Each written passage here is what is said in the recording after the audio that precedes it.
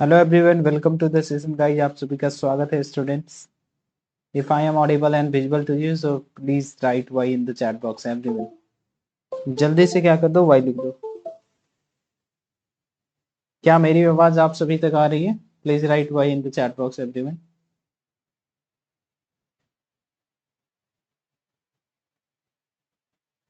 Okay,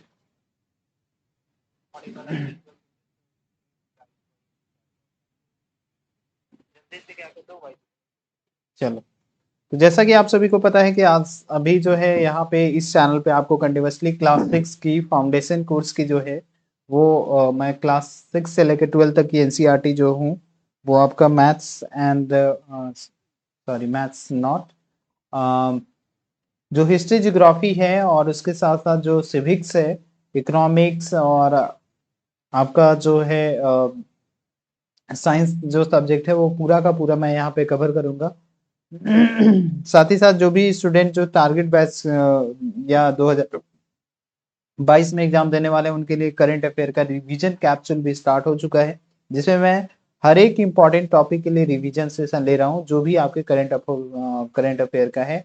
साथ ही साथ आपका डेली करंट अफेयर के भी जो एक एक टॉपिक के लिए सेपरेट टॉपिक के लिए आपको यहाँ पे सेशन मिलती है। और जैसा कि आपको पता है कि ये चैनल है आपका फटाइल क्लासेस, जिसपे मैं आपको क्या क्या चीज यहाँ पे प्रोवाइड कराता हूँ। अगर क्लासेस की बात करें तो यहाँ पे हम लोग यहाँ पे इस चैनल पे आपको मिलेगा जो है यूपीएससी और स्टेट पीसीएस की एग्जाम की तैयारी आपको यहाँ पे कराई जाती है। स्टेट पीसीएस की एग्जाम की तैयारी आपको यहाँ पे कराई जाती है, बहुत ही बिल्कुल ही फ्री ऑफ कॉस्ट। तो आप हमारे साथ जुड़कर बहुत अच्छे तरीके से तैयारी कर सकते हैं। और अगर आपको लगता है, अगर आप प्लान कर रहे हो कि अन अकेडमी से अगर आप कोई भी कोर्स को खरीदना, तो मेरा कोड जो है वो आपको ये है।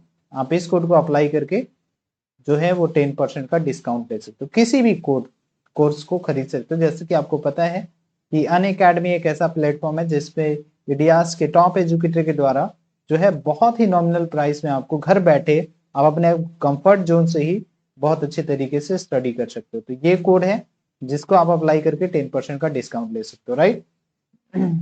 और जैसा कि आपको पता है कि फर्टाइल क्लासेस एक ऐसा प्लेटफॉर्म है जिसपे आपको सारे कॉम्पिटिटिव एग्जामिनेशन और साथ ही साथ जो है एकेडमिक्स एग्जामिनेशन, जैसे कि क्लास 9 से लेकर 12 तक के जितने भी एग्जाम होते हैं, क्लास इवन आपके जूनियर सेक्शन भी बहुत जल्दी स्टार्ट होने वाले हैं। तो वहां पे मैं आपको इस चैनल के माध्यम से और जितने भी चैनल हैं सारे चैनल का लिंक आपको दिया हुआ है। फर्टाइल क्लासेस का एसएससी का सेपरेट चैनल है, bank, railway, UPSC, JPSC, state PCS and other competitive examination के लिए जो है वो सेपरेट क्या है, सेपरेट आपको जो है चैनल है, सारे का लिंक आपको डिस्क्रिप्शन में दिया हुआ है। ठीक है, या फिर आप जाकर क्या सर्च करोगे, फर्टाइल क्लासेस सर्च करोगे, देन आफ्टर आपको जो है डिफरेंट चैनल्स आपको मिल जाएंगे। ठीक है। चलिए, तो अगर वीडियो अच्छा लगेगा तो वीडियो को लाइक जरूर करना। अगर आपको लगता है कि ये चैनल आपके लिए बेनिफिशियल है, सब्सक्राइब कर लो और वीडियो को शेयर कर दो। एंड फिर कमेंट भी कर सकते हो। अगर आप कोई भी डाउट्स अगर आपको पूछना है तो आप मेरे साथ जुड़कर बहुत अच्छी तरीके से कर सकते हो। तो इसमें अगर हम लोग बात करें तो आज का जो चैप्टर है, चैप्टर 4 हम लोग बात करेंगे, जिसमें हम लोग बात करेंगे कि ब्यूरियल एंड बुक्स जो होता है वो हम लोगों को क्या बताता है, मतलब हिस्ट्री के बारे में। जैसे कि आपको पता है क्लास 6 में जो है वो आपको एंशिएंट हिस्ट्री पढ़ना है। इसके पहले के 3 चैप्टर मैंने डिस्कस कर दिए हैं। तो what books and burial tell us, books and burial हम लोगों को क्या बताता है। तो जैसा कि आप सभी को पता है कि one of the oldest book in the world आपका 4 वेद है, जिसमें सबसे ओल्डेस्ट बुक जो है वो ऋग्वेद है। जैसे ऐसे देर आर 4 वेदास, आप ऐसे बोल सकते हो वेदास आपके 4 होते हैं। हिंदी में इसको जो है वेद बोलेंगे और इंग्लिश में इसको वेदास बोल देंगे। ठीक है, तो ऋग्वेद होता है, सामवेद होता है, यजुर्वेद होता है, अथर्ववेद होता है। पूरा का पूरा डेडिकेटेड मैं यहाँ पे रिवीजन जो कराऊंगा वो एनसीईआरटी के अकॉर्डिंग कराऊंगा। ठीक है, ताकि आपका जो है फिर उसके बाद आपका टारगेट बैच जो होगा उसमें मैं यहाँ पे ये भी डिस्कस बहुत अच्छी तरीके से कर दूंगा। 1 मिनट भाई।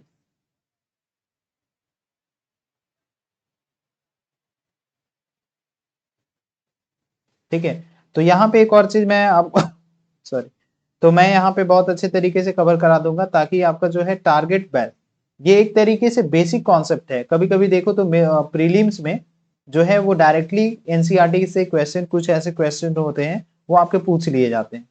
तो ये एक बेसिक है और रिलेट आपको करने में बहुत ही आसान मिलेगा, क्योंकि अगर आप एनसीईआरटी पढ़ लेते हो तो बिल्कुल बहुत अच्छे तरीके से आपको स्टैंडर्ड बुक समझ में आ जाते हैं। तो इसके लिए एनसीईआरटी का ये समरी में खुद से हैंड रिटन नोट्स आपको देखने को मिल रहा है, ठीक है, तो जो कि ठीक है, जो कि आपको स्क्रीन पे दिख रहा है।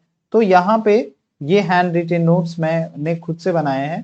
तो ये जो है इंपॉर्टेंट पॉइंट्स, आप इसको नोट का स्क्रीनशॉट भी ले सकते हो, राइट, और ये आपके लिए बेनिफिशियल भी होगा, राइट। तो जैसे कि आप सभी को पता है कि यहाँ पे हम लोग बात करें तो 4 वेद होते हैं, आपको भी पता है ये चीज कि वेद कितने होते हैं, 4 होते हैं। जैसे ऋग वेद, दूसरा आपका आ गया सामवेद, फिर यजुर्वेद और अथर्ववेद। लेकिन सबसे अगर ओल्डेस्ट वेदा के बारे में बात करें कि वर्ल्ड का सबसे पुराना अगर वेद कोई है तो वो हमारा है ऋग्वेद, और जो लगभग 3500 साल पहले जो है इसको कंपोज किया गया था। ऋग्वेद जो है उसको इन ओल्ड और वैदिक संस्कृत में जो है वो लिखा गया था, लेकिन वो संस्कृत जो अभी जो हम लोग संस्कृत पढ़ते हैं वो बिल्कुल उससे अलग होता था। वो इस टाइप का संस्कृत नहीं होता था जो हम लोग अभी पढ़ते हैं, राइट। उसमें जो है एक जो है सुक्त या फिर हाइम्स हम लोग बोलते थे, ठीक है। तो ये जो होता था आपका सुक्त, आपको सुक्त उसको बोल सकते थे या फिर वेल सेट बोल सकते थे। तो ये जो है भगवानों के लिए जो है, जैसे अभी हम लोग प्रार्थना करते थे, करते हैं, अभी हम लोग भगवान के लिए प्रार्थना करते हैं या फिर जो उस तरीके का भक्ति सॉन्ग गाते हैं, तो उसी तरीके से उस टाइम में जो है ये हाइम्स का यूज किया जाता था, ठीक है। और ये जो है इसको एक और नाम से जाना जाता था, सुक्ता भी बोला जाता था या वेल सेट बोला जाता था। और ये भगवान, देवी और देवताओं के लिए जो है इसका यूज किया जाता था। यहाँ पे जैसे कि और कुछ टर्मिनोलॉजी भी यहाँ पे यूज किया जाता था जो आपको ध्यान में रखना पड़ेगा। तो अग्नि, अग्नि के लिए जो है आपको गॉड ऑफ फायर अग्नि को बोला जाता था। इंद्रा को वॉरियर गॉड बोला जाता था। सोमा, सोमा जो है एक प्लांट जिससे जो है स्पेशल ड्रिंक जो है प्रिपेयर किया जाता था, तो वो सोमा हो गया। अब यहाँ पे ये जो हाइम्स जो कंपोज किया जाता था वो सेजेस के द्वारा कंपोज किया जाता था। सेजेस का मतलब क्या होता है, ऋषिज। तो ये ऋषिज के द्वारा इसको कंपोज किया जाता था, जो भी आपका क्या होता था, जो भी हाइम्स होता था, ठीक है, राइट। अब यहाँ पे जो है फिर यहाँ पे अगर हम लोग और कुछ डिटेल अगर यहाँ पे बात करें तो फ्यू हाइम्स जो है, कुछ जो हाइम्स जो है वो आपको यहाँ पे कंपोज किया गया था वीमेंस के द्वारा। आप एक तरीके से देख सकते हो कि हम लोगों को वेद में भी बहुत सारा वीमेन का जो है यहाँ पे एक बहुत ही अच्छे तरीके से दर्जा दिया गया। तो अगर उस टाइम में अगर कुछ हाइम्स जो है वो वीमेन के द्वारा कंपोज किया गया, तो इससे ये पता चलता है कि उस टाइम में भी वीमेन्स को बहुत ही रिस्पेक्ट दिया जाता था। ये जो हाइम्स होता था, लोग ज्यादातर मतलब ज्यादा वो क्या करते थे, ज्यादा वो सुनते थे। एक व्यक्ति कोई बोलता था और उसको लोग सुना करते थे, रेदर देन द रीडिंग। ज्यादातर लोग पसंद मतलब पढ़ना पसंद नहीं करते थे, उसको क्या करते थे, सुनना पसंद करते थे। कोई एक व्यक्ति, कोई एक ऋषि मुनि उसको बोलते थे और समझाते थे, और बाकी के लोग सुनकर उसको समझते थे। ये जो है, ये जो हाइम्स होता था वो आपका कंपोज जो है सेवरल सेंचुरी आफ्टर, जब इसको बनाया, जब कंपोज किया गया उसके कुछ 100 सालों के बाद, ठीक है, कुछ 100 सालों के बाद जो है इसको कंपोज किया गया। लेकिन प्रिंटेड जो है इसको लगभग 200 साल पहले जो है वो किया गया था। प्रिंटेड इसको बहुत ही मतलब लेटेस्ट में ही अगर हम लोग बात करें तो यहाँ पे किया गया है। सैम हैम्स जो है वो डायलॉग के फॉर्म में भी होता है। जैसे अगर आप बुक, अगर एनसीईआरटी बुक खोल लोगे तो वहां पे एक टाइप का, इस टाइप का आपको ये देखने को मिलेगा। अब यहाँ पे देख रहे हो, ये आपका है विश्वामित्रा एंड रिवर के बारे में एक जो है डायलॉग है, जिसमें उन्होंने जो है वो दोनों के बातों को दर्शाया जा रहा है, विश्वामित्र जी और जो है यहाँ पे नदी के बारे में। तो ये जो प्रार्थना जो होती थी वो कभी कभी डायलॉग के फॉर्म में होता था। जैसे एक हाइम्स है जो डायलॉग है, आपका शेष जो ऋषि विश्वामित्र और 2 रिवर जो बीज और सतलज थे उनके बीच का जो बात है या फिर जो वर्शिप है उनकी जो देवियों का करने का, उसमें वहां पे मेंशन किया गया। ठीक है, और इसमें देखो कि गंगा और यमुना जो है यहाँ पे नेम जो है आपका केवल एक ही बार लिया गया था। अदर रिवर और ऑल्सो मेंशन ही है, जैसे इंडस हो गया एंड ट्राइब्यूटरी जो सरस्वती है। यहाँ पे देखो इस टाइप का मेन्यू स्क्रिप्ट भी यूज किया जाता था। ठीक है, तो इससे ये पता चल रहा है कि हिस्टोरियन जो है वो कैसे जानते थे, मतलब एंशिएंट हिस्ट्री में, क्योंकि एंशिएंट हिस्ट्री का जो रिटन एविडेंस बहुत ही कम होता था, राइट। तो यहाँ पे आप इसको समझ सकते हो, ये देखो, तो ये आपका बहुत ही अच्छे तरीके से है, आप इसको पढ़ लेना, राइट। तो यहाँ पे देखो तो एक तरीके से बहुत अच्छे तरीके से दोनों का विश्वामित्र जी कैसे रिवर से बात कर रहे हैं, और उसके बारे में डायलॉग या हाइम्स आप बोल सकते हो, जो प्रार्थना है देवताओं के लिए, तो वो यहाँ पे आपको देखने को मिल रहा है। ठीक है, अब हम लोग बात करेंगे संस्कृत एंड अदर लैंग्वेज। आपको मैं हर एक सब टॉपिक का यहाँ पे मैं बार बार, क्योंकि जो भी मैं एनसीईआरटी समरी डिस्कस कर रहा हूँ वो आपका एनसीईआरटी के बुक में दिया हुआ है, आप इसको ओपन करोगे आपको टॉपिक बाय टॉपिक मैं यहाँ पे एक्सप्लेन करूंगा। ठीक है, संस्कृत एंड अदर लैंग्वेज, जो संस्कृत जो होता था वो इंडो यूरोपियन फैमिली से होता था, Indo European family. A family of the language means originally had common word. तो ये आखिर कहाँ से ऑब्टेन किया गया है, तो अदर लैंग्वेज फैमिली भी होता था, जैसे ये जो है इंडो एंड यूरोप, ये दोनों के पार्ट से इसको जो है, इसको वहीं पे सबसे ज्यादा जो है इस लैंग्वेज का यूज किया जाता था, इसीलिए जो है इसको इंडो यूरोपियन फैमिली का लैंग्वेज बोला जाता है। अदर लैंग्वेज का भी फैमिली है, जैसे इंडियन लैंग्वेज में अगर हम लोग बात करें, असामीज है, गुजराती है, हिंदी, कश्मीरी, सिंधी, आपको ये सब जो है आपको क्वेश्चन ये भी मिल सकता है कि इंडो यूरोपियन जो है संस्कृत किस यूरोप किस लैंग्वेज फैमिली का पार्ट है, तो यहाँ पे इंडो यूरोपियन आपको ध्यान में रखना पड़ेगा। ठीक है, एशियन लैंग्वेज में पर्सियन हो गया, यूरोपियन लैंग्वेज में सिर्फ English, French, German, Greek, Italian and the Spain. तो ये सब जो है आपका क्या हो गया, ये सब आप यहाँ पे बोल सकते हो कि ये सब जो है फैमिलीज ऑफ द लैंग्वेज है। लैंग्वेज जो है नॉर्थ ईस्ट में तिब्बतो बर्मन फैमिली का लैंग्वेज यूज किया जाता था नॉर्थ ईस्ट में। तमिल, तेलुगु और कन्नड़ा एंड मलयालम जो है वो आपका द्रविडियन फैमिली का लैंग्वेज है।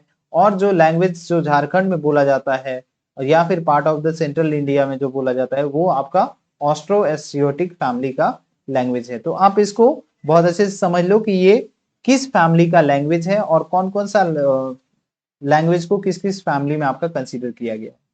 अब इसके बाद हम लोग बात करेंगे किस चीज के बारे में, कैटल, हॉर्स एंड चैरियट्स। मतलब यहाँ पे मवेशियों के बारे में बात करेंगे, हॉर्स के बारे में बात करेंगे और रथों के बारे में बात करेंगे कि आखिर उस टाइम में क्या था। सॉरी। तो सबसे पहले जो प्रेयर्स जो होता था ऋग वेदा में किस चीज के लिए होता था, कैटल के लिए होता था, बच्चों के लिए मतलब स्पेशली सन के लिए होता था एंड हॉर्स के लिए।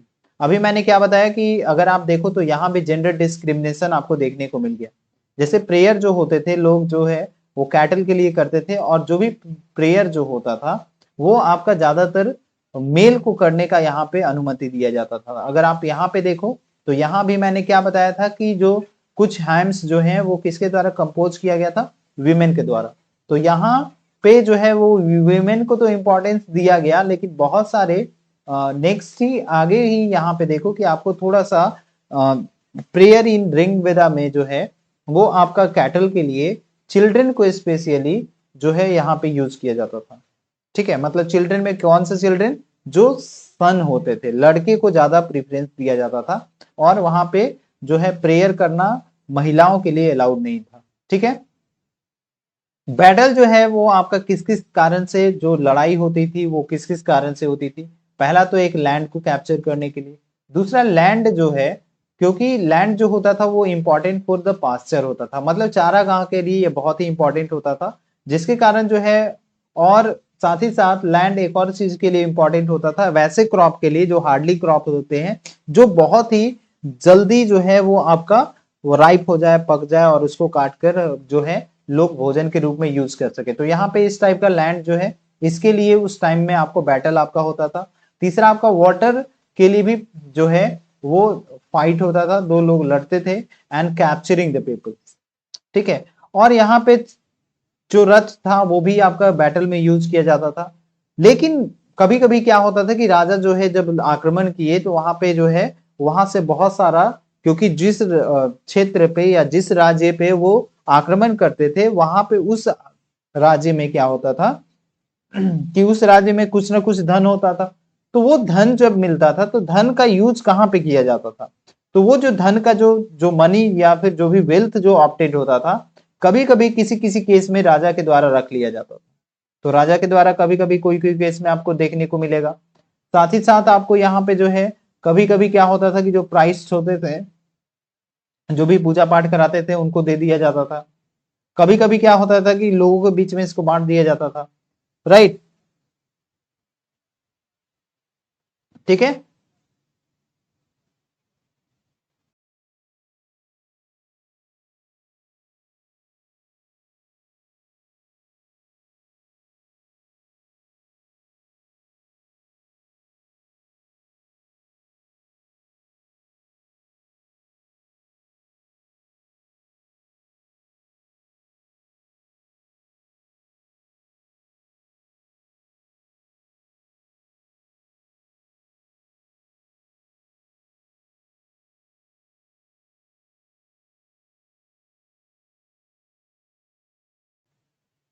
Sorry for this action guys.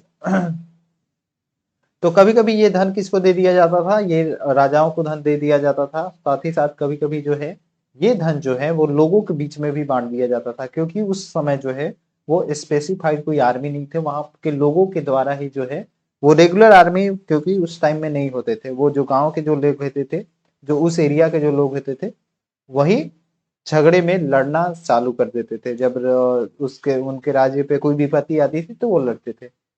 और कभी कभी क्या होता था कि कुछ पैसा जो है वो आपका परफॉर्मेंस, जैसे कि कोई अगर सेक्रीफाइस करना है या फिर जैसे कि याजन करना है, जैसे कि जग करना है, यज्ञ जो हम लोग जानते हैं, जो यज्ञ करने के लिए भी बहुत सारा पैसा जो है वेल्थ जो है वो खर्च होता था। खर्च जैसे कैसे होता था, जैसे वहां पे जो है फायर में, आग में घी डाला जाता था, ग्रेन डाला जाता था, कभी कभी एनिमल को भी डाल दिया जाता था वहां पे, ठीक है। तो इसके लिए भी पैसे जो है वो बहुत ज्यादा खर्च होते थे। तो इसके लिए भी यहाँ पे जो है जो भी ऑप्टेन जो वेल्थ होता था ये सारी जगह पे इन्वेस्ट किया जाता था। किस टाइम में? एंशिएंट टाइम में। अब हम लोग वॉर के बारे में बात करेंगे। तो वॉर जो होता था उस टाइम, जो उनके पास जो भी आर्मी जो होते थे वो कोई भी रेगुलर आर्मी नहीं होते थे, जैसा कि मैंने अभी बताया। तो मेन जो है वहां पे भाग लेते थे जो भी वहां के आदमी, जो लोकल जो ऑर्डिनरी पीपल होते थे, वही वहां पे भाग लेते थे। मैटर जब डिस्कस होता था कहाँ पे? असेंबली में। जब कोई सभा होती थी तो वहीं पे मैटर डिस्कस होता था। और जो भी ब्रेव एंड स्किलफुल जो वॉरियर्स होते थे उन्हीं को चूजा जाता था, मतलब वहां पे चूज कर लिया जाता था किस चीज के रूप में, उनको लीडर के रूप में चुन लिया जाता था। जो ब्रेव वॉरियर या फिर जो अच्छे से, मतलब सेना में जो बहुत ही बहादुर होते थे, या फिर स्किलफुल जो वॉरियर्स होते थे, उनको जो है वहां पे लीडर के रूप में उनको चुन लिया जाता था, ठीक है। अब यहाँ पे word to describe the peoples, बहुत सारे वर्ड का यूज किया जाता था, ठीक है। तो जैसे कि हम लोग जानते हैं कि ये जो है ऋग वेदा में बहुत सारा वर्ड, और इससे भी आपके क्वेश्चंस आते हैं यूपीएससी के एग्जाम में कि कौन सा वर्ड किस चीज के लिए यूज किया जाता था। तो in the term of the work दो ग्रुप में यहाँ पे लोगों को बांटा गया। एक प्राइस्ट एंड ब्राह्मण जो परफॉर्म करते थे, जो भी धार्मिक काम होते थे उनको, और एक जो होते थे राजा। राजा के पास कोई कैपिटल सिटी नहीं होता था उस टाइम में, ना ही कोई प्लेस होता था, ना ही कोई आर्मीज होती थी, ना ही वो क्या करते थे, कोई टैक्स कलेक्ट करते थे, उस टाइप का राजा नहीं। और यहाँ पे ये जो राजा जो बनते थे वो ऑटोमेटिक सक्सेशन के बाद नहीं बनते थे, जैसे राजा का बेटा राजा नहीं बनता था यहाँ पे। यहाँ पे क्या होता था कि जो भी ग्रेट वॉरियर होते थे उन्हीं को राजा बना दिया जाता था, ठीक है। लेकिन ये सब चीज भी, फैसिलिटी जो अलाउंसेस जो होते थे, या फिर आर्मी जो होती थी, या फिर सिटीज प्लेस जो होता था, वो सब राजा के पास नहीं होता था। अब यहाँ पे दो तरीके से लोगों को या कम्युनिटी को यहाँ पे आपका जो है होल के रूप में कम्युनिटी को जो है यहाँ पे डिस्क्राइब किया जाता था। पहला एक जना, जिसको हम लोग अभी भी यूज करते हैं हिंदी में, और दूसरा जो होता है वो आपका बीस, जिसको वैश्या जो वर्ड है वहीं से आपका ये लिया गया है। अब बीस जैसे कि आपको पता है कि जो है ग्रुप ऑफ पीपल को ऐसे भी बांटा जाता था, ब्राह्मण, क्षत्रिय, वैश्य एंड शूद्र। ठीक है, जैसा कि आप सभी को पता है। ठीक है, तो यहाँ पे जो है कम्युनिटी को यहाँ पे डिस्क्राइब करने के लिए ये दो वर्ड का यूज किया जाता था, जना और विस। जैसे कुछ विस और जन जो है यहाँ पे मेंशन है, जैसे पुरु जना या फिर विस भारत जना और विस यदु जना और विस। तो ये कुछ जन है जिसको आपको यहाँ पे देखने को मिलेगा, राइट। अब यहाँ पे हम लोग बात करेंगे आर्यंस के बारे में। आर्यास जो होते थे वो पीपल होते थे। आर्यास जो होते थे वो क्या होते थे? वैसे लोग होते थे जो हाइम्स को डिस्क्राइब करते थे, कंपोज करते थे। जो भी कंपोज जो हाइम था उसको डिस्क्राइब करते थे, राइट। और वो जो है डिस्क्राइब करने में, जैसे कि वो अपने अपोजिट जो कोई भी सैक्रिफाइस या फिर जो कोई भी सैक्रिफाइस या किसी भी टाइप का रिचुअल को परफॉर्म नहीं कर सकते हैं, तो उनको जो है दासा या दासी बोला जाता था। ठीक है, ये आर्यंस के द्वारा उनको दासा या दासीस उनको बोला जाता था, जो कभी भी सेक्रीफाइस नहीं परफॉर्म करते थे, और प्रोबेबली जो वो जो है वो डिफरेंट लैंग्वेज बोलते थे। लेटर दासा मीन्स, दासा का फेमाइन क्या होता है, उसका जो फीमेल वर्ड होता है उसको दासी बोला जाता है, और इसको स्लेव माना जाता है। और स्लेव कब किसको बोला जाता है? बंधुआ मजदूर, आप लोग जानते हो। मतलब ऑफन कितनी बार जो है स्लेव उनको बनाया जाता था जो वॉर में पकड़े जाते थे, और पकड़ने के बाद जब उनको मृत्यु नहीं देकर उनको रख लिया जाता था राजा के द्वारा। जो राजा जीतता था तो राजा को ऐसा माना जाता, राजा ये ऐसा मानता था ये जो है मेरा प्रॉपर्टी है। कंपोजिशन ऑफ रिंग वेदा जो है वो आपका north west of the subcontinent में आपको देखने को मिलेगा। But the development also happened elsewhere, मतलब लेकिन डेवलपमेंट, इसका विकास और भी बहुत सारे जगह में हुआ। अब हम लोग बात करेंगे कि silent sentinels in the history of the megaliths. Megaliths जैसे कि आपको पता है palaeolithic and the neolithic and mesolithic, तो उस तरीके से लिथ जब कभी भी होगा इसका मतलब क्या होता है आपका जो है stone, and mega means big. तो बिग स्टोन के बारे में यहाँ पे बात किया जा रहा है। तो स्टोरी ऑफ द मेगालिथ में अगर हम लोग बात करें तो यहाँ पे जो है इसका जो यूज जो होता था वो ब्यूरियल साइट को बनाने में, जो कब्रगाह जो होता था उसको बनाने में इसको किया जाता था।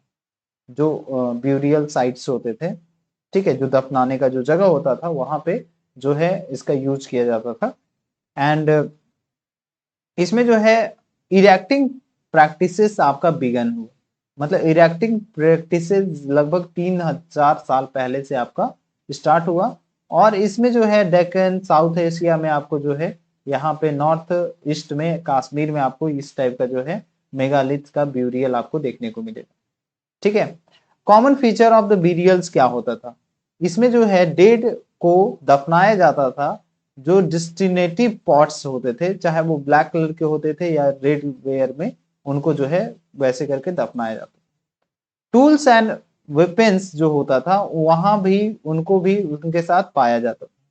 अनदर फाइंडिंग ये भी पाया गया कि skeleton of the heroes and the horses, equipments, ornaments of the stone, ऐसे भी आपका माना गया। तो common feature of the burial ये पाया गया कि क्या क्या पाया जाता था। पहले तो उनको जो है वो कोई भी डिस्टिनेटिव जो पॉट्स होते थे, जिसको ब्लैक या फिर रेड वेयर आप बोल सकते हो, अच्छे तरीके से उसको पेंटिंग करके उसको वहां पे उन्हीं में डेड लोगों को रख के उनको जो है दफनाया जाता था। दूसरा जो है आपका टूल्स और वेपन्स जो आयरन के जो होते थे वो भी आपको वहां पे पाए गए। साथ ही साथ आपको जो हॉर्सेज होते थे उनका जो है स्किल्टन पाया गया।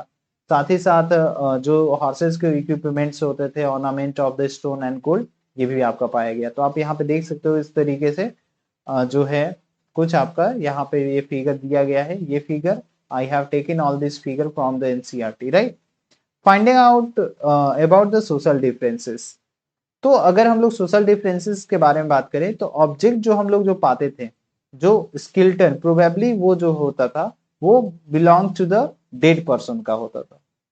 तो जैसे ही more object in one grave then in the other another, तो एक ऑब्जेक्ट, एक मान लो कि एक जो कब्र कब्र है उसमें अगर मान लो कि वहां पे दूसरे ऑब्जेक्ट मतलब दो कब्र है ए और बी, एक में जो है बहुत सारा मटेरियल मिला, ठीक है, ए में मान लो कि बहुत सारा जो है वो वहां पे रखा हुआ कुछ अंदर डाला हुआ बहुत सारा सामान मिला, और बी में थोड़ा कम मिला, तो वहां पे उसके अकॉर्डिंग जो है वहां पे हम लोग उसके बारे में सोशल डिफरेंसेस के बारे में बता सकते थे, ठीक है। जैसे कि some graves how many objects of the gold copper etc however some had only few pots. कुछ के पास क्या है कि बहुत सारे जो है उनके पास क्या होते थे, गोल्ड के और कॉपर के जो ऑब्जेक्ट होते थे वो प्रेजेंट होते थे, लेकिन कुछ में बहुत ही कम ऑब्जेक्ट आपको देखने को मिला। तो इससे ये पता चलता था कि space status difference among the buried people, मतलब जो लोगों को दफनाया जाता था, दफनाने के बाद भी यहाँ पे पता चल सकता था कि वो लोग अमीर हैं, गरीब हैं, या फिर चीप हैं या फॉलोअर्स हैं। इसके बारे में एविडेंस हम लोग वहां पे उसको स्टडी करके पता कर सकते हैं, ठीक है। We were the some burials spots meant for the certain families, जैसे sometimes more than the one skeleton in megaliths. इसका मतलब ये पता चलता है कि पहले लोगों को जो है एक ही कब्र में उनके जो है फैमिली मेंबर को वहां पे दफनाया जाता था। तो पीपल ऐसे समझ में आता है कि सेम प्लेस पे, not at the same time, एक ही समय पे नहीं, लेकिन जो भी प्रोबेबली मान लो कि कोई भी ए का बेटा बी है, ए का बेटा मान लो सपोज बी है, जब ए का डेथ हो जाता है, ठीक है, तो ए का बेटा कोई एक्स जगह पे उसको दफनाया, राइट। अब उसी तरीके से मान लो कि बी जो है, ठीक है, बी का जब डेथ हो जाता है, इसका डेथ जब होता है तो इसका बेटा सी फिर इसी एक्स प्लेस पे इसको दफनाया। तो इससे ये पता चल रहा है कि पीपल जो सेम फैमिली के जो बिलोंग करते हैं वो उनको दफनाया गया एक ही जगह पे, राइट। लेटर बाद में ऐसा पता चला कि जो भी बॉडीज जो होते थे वो आपका ग्रेव थ्रू द पैथोल, उसको जो है ग्रेविंग किया जाता था through the pothole. And sign post to find the some burial site, जैसे stone circles and the boulders placed on the surface. तो इस तरीके से आपको यहाँ पे पता चल सकता था कि ये जो है ब्यूरियल साइट है, क्योंकि उसके ऊपर क्या रखा हुआ रहता था, या तो स्टोन सर्कल रखा हुआ रहता था या फिर बोल्डर्स उसके ऊपर रख दिया जाता था। उसके बाद हम लोग समझ सकते थे कि ये क्या है, this is the sign post to find the some burial site. अब हम लोग एक स्पेशल ब्यूरियल हम लोग देखते हैं इनाम गांव में। अगर आप एनसीईआरटी का बुक देखोगे तो वहां पे आपको पता चलेगा।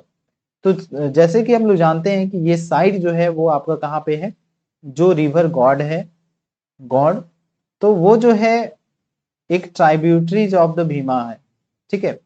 तो इसमें एडल्ट को ब्यूरिड किया गया था in the ground and laid out the straight and with the toward the north. तो यहाँ पे उसको जो है स्ट्रेट रखा गया था और उसका सर जो था वो नॉर्थ की तरफ था। तो sometime burial was were with in the house, कभी कभी क्या होता था कि ये जो कब्र जो होता था वो घर के अंदर भी होता था, और यहाँ पे वेसल्स भी ऑल्सो यहाँ पे डेड के साथ रखे हुए रहते। लगभग 2000 साल पहले फेमस फिजिशियन जो चक्रा जो था वो एक बुक लिखा है चक्रा समीक्षा। तो वहां पे भी जो है यहाँ पे इसके बारे में बुक ऑफ द मेडिसिन है जिसके बारे में आपको यहाँ पे पता चलेगा, ठीक है। तो यहाँ पे वेसल्स भी बहुत सारे बार आप जब वहां पे उसको उस कब्र को खोदा जाता था, खोदा गया, तो वहां पे क्या मिला, बहुत सारे प्रकार के बर्तन मिले उनके डेड लोगों के साथ। अब ऑक्यूपेशन ऑफ इनाम गांव जो था वो क्या था, तो जैसे कि ऑक्यूपेशन सबसे पहले फाइंडिंग से हम लोगों को पता चलता है कि उनका ऑक्यूपेशन क्या हो सकता है। जैसे seed of the wheat, barley, rice, pulses, millet and pea and the sesame. इससे ये पता चलता है कि वहां के लोग जो हैं वो फार्मर थे। दूसरा, bone of animal also being the cut the marks may have been used as a food. तो ये इससे ये पता चलता था कि रियरिंग थे और साथ ही साथ हंटिंग भी थे, क्योंकि रियरिंग एंड हंटिंग आप यहाँ पे इसलिए बोल सकते हो क्योंकि एनिमल के बॉडी पे आपको इस टाइप का कट मार्क्स भी देखने को मिलता था। तो बहुत सारा एनिमल जैसे कि रियर किया जाता था, जैसे कैटल हो गया, बुफेलो, गॉट, सीप, dog, horse, S, pig, sample, spotted deer and birds, crocodile, turtle and crab and fish. तो ये सब का जो है एनिमल आपको वहां पे बोन देखने को मिलेगा। दूसरा, फ्रूट्स में अगर हम लोग बात करें तो फ्रूट्स में भी आपका यहाँ पे पाया जाता है, जैसे बेर हो गया, आंवला हो गया, जामुन हो गया, डेट्स, बेरीज, ये सब भी पाया जाता था। तो यहाँ से इससे ये पता चला कि लोग जो है फूड गैदरर भी थे, दूसरा जो है फार्मर भी थे, और हंटर भी थे, राइट, हंटर भी थे। तो ये इनका जो है ऑक्यूपेशन आप इसके बाद बता सकते हो, राइट। तो आई होप गाइस यही था कंप्लीट सेशन आपका, जिसके बारे में मैंने आज डिस्कस किया। और कल जो है फिर से आपका जो है चैप्टर 5 और चैप्टर 6, कल हम लोग दोनों चैप्टर के बारे में डिस्कशन देखेंगे, ठीक है। तो जैसा कि आप सभी को पता है कि 26 जनवरी है कल, ठीक है। कल जो है वो, कल नहीं मतलब अब आज हो गया, क्योंकि 12:04 हो चुके हैं। तो आपको पता है कि कल जो है हमारे देश को एक जो है संविधान अडॉप्ट हुआ था, जिसके कारण, और उसी दिन से, कल के ही दिन से ये इफेक्ट में आया था संविधान। तो यहाँ पे इसलिए हम लोग क्या करते हैं कि यहाँ पे इस दिन को बहुत धूमधाम से मनाते हैं, राइट। तो happy Republic day in advance guys. So stay home, stay healthy. अगर सेशन अच्छा लगा तो सेशन को जरूर लाइक करिएगा। अगर चैनल पे नए हैं तो चैनल को सब्सक्राइब जरूर करना, और रेट करो, रिव्यू करो, रिकमेंड करो, एंड प्लीज कमेंट। अगर आप कोई भी इम्प्रूवमेंट चाहते हो then you can comment me guys, ठीक है। चलिए मिलते हैं नेक्स्ट क्लास में। Bye bye, take care, best of luck, see you in the next. Thank you so much guys, thank you.